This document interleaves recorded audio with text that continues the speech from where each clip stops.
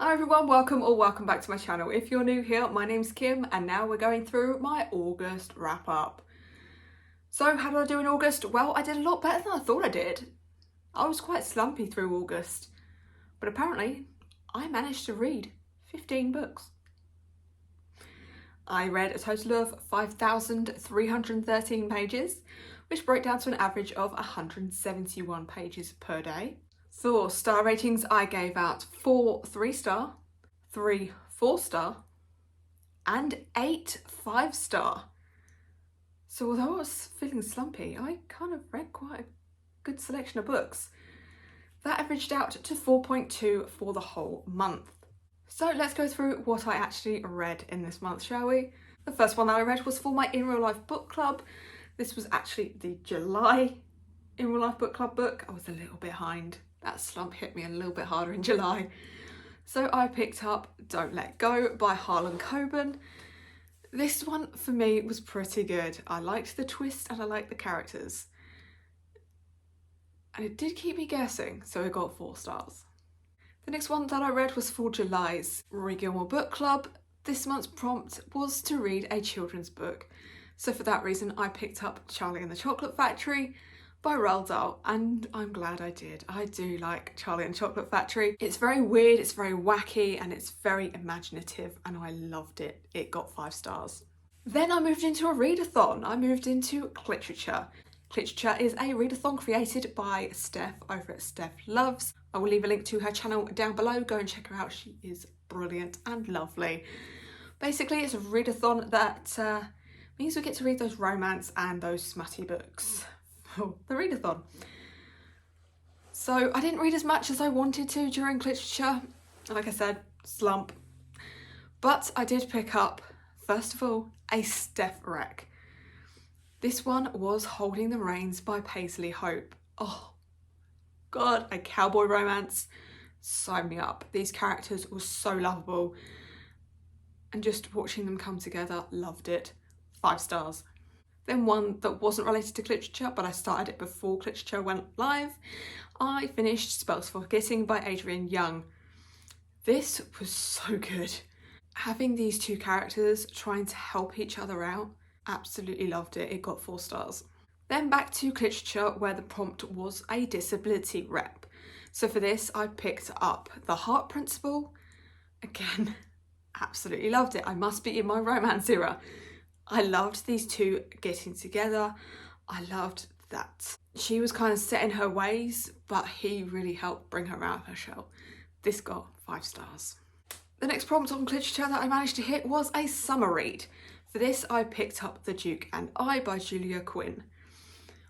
Going into this, I had high hopes. First half of this book, I had serious high hopes. I thought this was going to be a 5-star read, but unfortunately, after she got married, they went downhill. She turned into a younger character, so naive that it really kind of spoiled the story for me, so it only got 3 stars. Then I came out of Cliterature. That's all I've read for Cliterature this time. But the next book that I did manage to finish was The Cinnamon Bun Bookstore. For me, I had high hopes. I thought this was going to give me the autumn, fall-y vibes that I wanted, but it fell a little bit flat for me. It got 3 stars. Then I picked up Sunrise on the Reaping by Suzanne Collins. Oh my God, Haymitch. Seeing Haymitch's story, we knew where it was going to end up, but we didn't know how it was going to get there. That is so heart-wrenching, absolutely fabulous, loved it, 5 stars. Then I kind of bounced back to Cliterature, even though we weren't in Cliterature anymore, and I read the indie book that I put down on my TBR for this one. I read Night by London Lennox. And for it being a short novella freebie that I received, it was pretty good. It got 4 stars. Then I moved on to the buzzword title prompt for the month. The title prompt being with. It just had to have with somewhere in the title. So for that reason, I picked up The Darkness Within Us by Tricia Levenseller. Oh, so good, so good. I love Tricia Levenseller's writing. She is easily an auto-buy author for me. Cannot get enough. Absolutely loved it. 5 stars. Then I moved on to the August In Real Life Book Club book, which this time was Runaway by Harlan Coben. Didn't like this one. Didn't connect with this one. Didn't connect with the characters. Thought it was a little bit on the boring side. Very predictable. 3 stars. Then I moved on to one of my shining stars for the month, and I think you can see why once you know what it is. It is A Quarter Wings of Ruin by Sarah J Maas. Need I say more? The characters, the world building, the writing, the plot, just everything. Love this author's writing. Another auto by author from me. 5 stars easy. Then I moved on to The Crash by Frida McFadden. I had high hopes for this. She's all over Instagram, she's all over TikTok, she is just everywhere. And everybody seems to just rave about her writing, but for me, unfortunately, it just didn't hit. It got 3 stars. Then I moved on to this month's Rory Gilmore Book Club Book Challenge. The prompt for this being any book that was read during season 1 of The Gilmore Girls. So I picked up quite an easy one.